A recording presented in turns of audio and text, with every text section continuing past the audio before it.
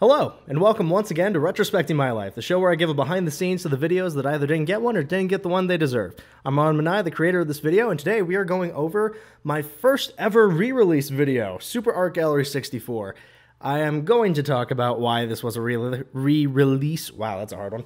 But we're going to get to that once I get to that scene. So for now, part of the norm, we're going to watch through the video once. I'm going to tell you some of the backstory, things that went into it, and then we're going to watch through it again. I'm going to pause, rewind, fast forward, whatever, and get much more in detail of everything that went into this project. Let's go. So the story behind this video is pretty funny. Well, not really funny. Basically, I had the idea of creating a video where it was someone at a very serious art gallery, and out of nowhere, Mario falls out of one of the paintings. So, and of course, I wanted to show inside the painting where he's being chased by the Nightmare Piano, show why he died and fell out of the painting. Part of the Mario 64 norm. But I needed an art gallery for it, so I looked around, and nearby there is an art gallery that actually at first said yes. So a little trick that I had back in these days when I first recorded this was I wanted to have a little trick I had back when I recorded this was I would tell people that I was a student at a local college and I was making a short film. I never specifically said I was a film student. Mind you, I just kind of let them fill in that gap. And so that's going to come up twice in this video. Keep that in mind. Anywho, I am talking to the leader of the art gallery. Asked her if I could use the gallery for a short film, and she immediately says yes. I was so amazed. She was, handing me the hours and info and all that fun stuff, saying, we've got this time and this time that we're going to be, that we're closed but open for, if you wanted to come in and help, or sorry, not come in and help. If you want to come in and work on your project, this would be a good time here, an hour before opening. And, once they got everything out and said, here's what you need to do to work here, then they asked me what the project was about. And I completely blow it, and I tell her that, it's supposed to be like a very serious art film, and then Mario from the Super Mario games from Nintendo falls out of one of the paintings. And that's when, the look on her face just changes to, I may have made a huge mistake letting this man come in here. And she gives me that, okay, well, we'll be in touch with you. We'll call you back tomorrow and let you know if we're going to be available during those times. It was amazing. So, yeah, needless to say, the next day I came in, and the answer was an unfortunate no. But, I got something fun out of it anyway. So instead, what I did, and this was, well, yeah, I guess I'll talk about that in just a minute.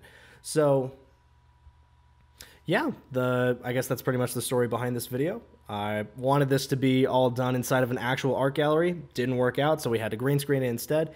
And this, yes, I will tell you about why it's a re-release again in a minute. Okay, so starting off at the beginning. Now, here is the main reason why I love this video so much, is because of the effect. Now, everything in this room is fake except for my sister, Wendy, here, and the floor. So that means that all of this stuff back here is all CG. This is all a completely digital environment that I created, and then I went on to a site called TurboSquid and downloaded a bunch of Nintendo video game, or various video game models, and added stone textures and stuff like that to them to make, all these different statues and such. And so the reasoning for the floor, though, you probably saw that in the end, Josh falling on the floor and the tile sliding out of place. I wanted this reflection and shadows and everything here to be as real as humanly possible. I didn't want to have to fake that because it doesn't always work. So this video is actually a precursor to another project. I haven't made it yet. I'm hoping someday to. It's really high on my list. I really want to. But it uses the same effect where I need to have, the floor real and then green screen environment. And so this video was kind of an early version where I got to test that out and make sure it worked. Looks like I cut off Wendy's foot here by accident. Oh, funny enough, those floor tiles, I try not to do this too often, but I bought those at Lowe's, and then right after making this video, returned them. It's never fun, but, you know, sometimes when you're an amateur filmmaker, you kind of have to use return policies as a rental service. It's not the best thing in the world, and I don't recommend doing it, but when you have to, you know? Wow, Wendy could not get the cassette tape in on this one. I have so many bloopers of Wendy messing up on this cassette tape. We don't know why. We still can't figure it out. But, oh yeah, this is one of the reasons for the floor, is none of this is green screened. Everything here in the background, this is all straight off the camera. I didn't have to do any editing on it whatsoever, which really helps later on. Oh, I completely forgot to mention, all of the art scene, like everything of Wendy staring at the pictures, is actually a reference to Ferris Bueller's Day Off. So there's a scene in that movie when... Dang it, it's been too long. I'm forgetting all the names. Not Ferris, but Ferris's friend, who's kind of a, like, you know, kind of a loner, like, completely unsocial dude. When they're on, like, they ditch school for a day, and they ask him what he wants to do, and he's like, I want to go to an art gallery. And so they have this sequence where they're all at an art museum looking at art, and this is just a crazy reference to it. Like, I think on my second channel there's actually a side-by-side comparison, so you can see, like, I matched them perfectly and just threw in, like, Nintendo pictures over the top. So yeah, I'll tell you where these are from, since there's not much else to do. This is from Ocarina of Time, I believe. Both from Mario 64. Yoshi's Island? No, Yoshi's Story. That's Samus over on the side, and then Zelda. It's from Legend of Zelda. Majora's Mask. There we go. Or no, wait, that's not Majora's Mask. Sorry, that's a Skull Kid, I believe. Yeah, that's a Skull Kid from Ocarina of Time. I've never actually played Majora's Mask. I've only played Ocarina of Time. I need to play that one. Oh yeah, this is right here is from Kirby 64. Had to work it in somewhere. Kirby and the Crystal Shards is my all-time favorite 64 game. Star Fox 64, and then from Mario 64 off on the side. DK Barrel, Punch Out. Oh, sorry, Punch Out's over here. DK Barrel. This is from GoldenEye, I believe. That's Rainbow Road. I forget from which Mario Kart game. And then that's the witch from Banjo-Kazooie. Yeah, so this is, again, this is all a reference to Ferris Bueller's Day Off. So, like, at this point, I believe all three of them are standing in a row looking at a picture sideways like this. And then three of them were standing along this side. Yeah, this is a large statue of Link over here. And then these are all pictures from Pokemon Snap. I had fun making some of these frames. I really enjoyed it. And so, I know I have the model of the room somewhere, but this is, you can see off on the side, that's the piranha plant from the front room. So all of this is actually one large, like I modeled one large museum and then just had the camera placed in different areas inside of it and then lined it up correctly to match Wendy with the floor, like angle and everything. Yeah, so you can see here's Rainbow Road again and Meowth, like off on the side. And then this is the place we're coming to in just a minute. Oh, wow, I didn't realize that was still there. Oh, well, you can't read it. Yeah, but this is the end of the art gallery sequence from Ferris Bueller's Day Off. Star Fox there in the background. Wendy with her super distant gaze. And there's the Canada Dry in the background. I remember when I made this, I was kind of sad this didn't work out, but when I first made this, I wanted it to be not video game level graphics. I wanted it to be like realistic. And so in Mario 64, when you fall out of the painting, you can kind of see the painting is doing this like ripply effect, like it's water. I had actually made a full-on water simulation of Josh flying out of there, and there was water kind of like splashing up and then back into the painting. but I just ran into so many problems and it wasn't looking right, and like adding the texture to it just looked really funky, so I had to scrap it, unfortunately, and go back to the regular graphics. I was a little sad about that. Little Hitchhiker reference there, number 42.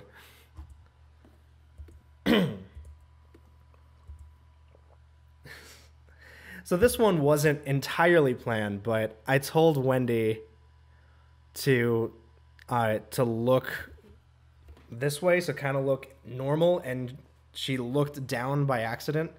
And I'm like, you know what? Mario's actually small when he in Mario 64 anyway, so I shrinked her. Or I made Wendy bigger and shrinked Josh a little bit to fit it. Trust me, princess. You do not want to go there.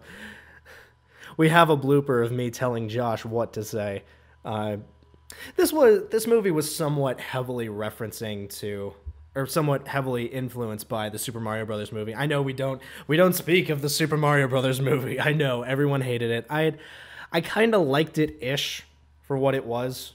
Like, I know the movie isn't the greatest, but you know, I liked it for its campiness. I liked it for the not greatness of it. But when I was telling Josh about the character he'd be playing, you know, we were trying to decide on how he would, you know, what's the voice Mario should have. Should he have the super high Italian voice that Charles Martinet gives him, or should I give him the Boston accent? And I ended up going with the Boston accent just because I thought it fit better with him falling out of a painting, you know, as, you know, he is very frustrated and angry right now.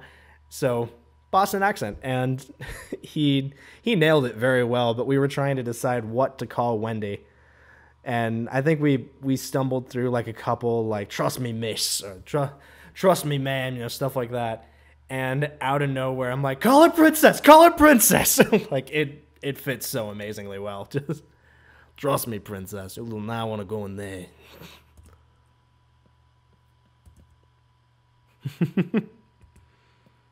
I could have done that a little better. Yep, and that one I didn't even try for, like, the water splash effect. I couldn't get it on the first one, so second time I was just like, forget it. I'll just I'll just do the ripple effect.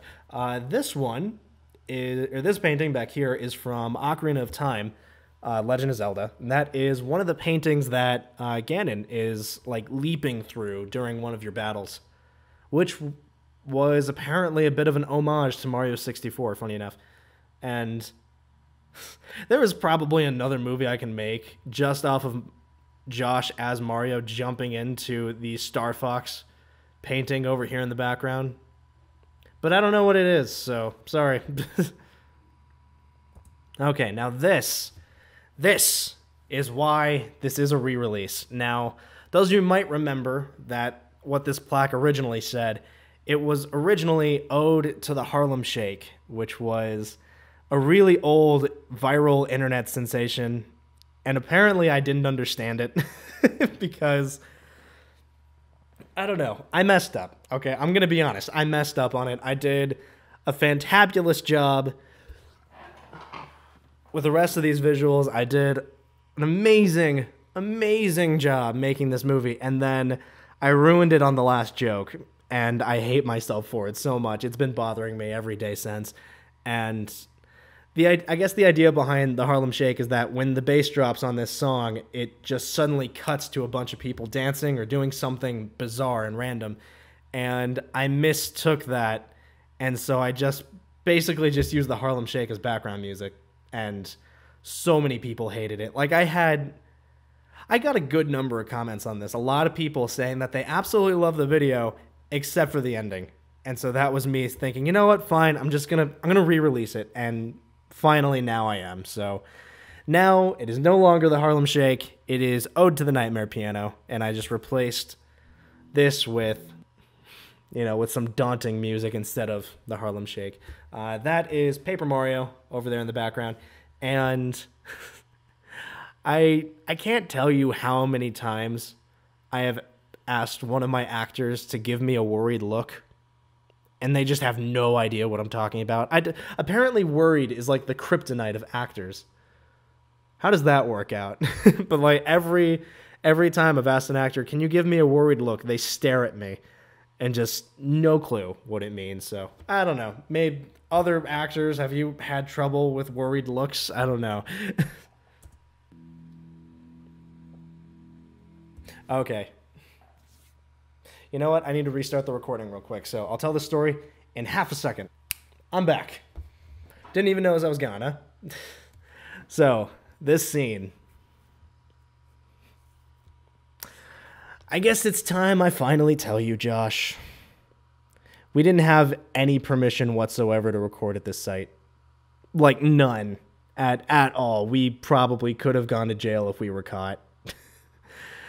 This entire end sequence is filmed at a cement factory close to where I used to live.